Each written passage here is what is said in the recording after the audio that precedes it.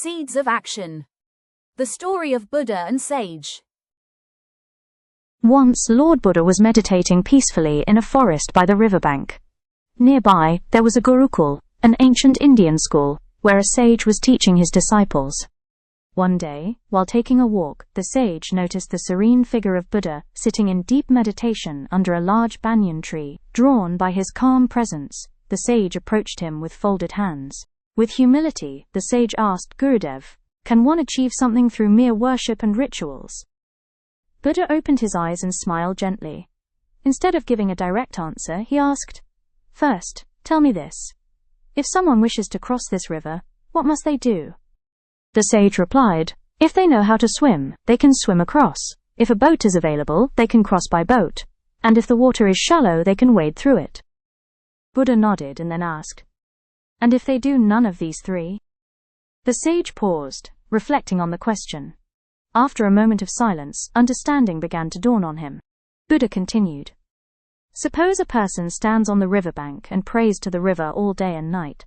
Will the water part on its own? Will a bridge magically appear? No matter how sincere their prayers, they will remain on the same shore until they make an effort to cross." The sage listened intently as Buddha went on to give more examples. Consider a farmer. If he merely sits in his field chanting prayers but never sows seeds, will crops grow? Think of a hungry man who lights incense and worships food. Will his hunger disappear without eating? Or a sick person who bows to the medicine bottle every morning but never takes the medicine. Will he be cured? In every case, worship alone cannot produce results. Effort must accompany faith. The sage's eyes filled with understanding. He immediately bowed at Buddha's feet and said, "Gurudev, I understand your point. Mere worship and rituals achieve nothing unless one takes action." Buddha smiled and said in his calm, soothing voice, "Exactly. God has given us intellect, strength, and opportunities, but unless we take the steps ourselves, whether to swim, to row the boat, to sow the seed, to eat the food, or to take the medicine, nothing will change. Worship may inspire the heart, but action is the true bridge to success."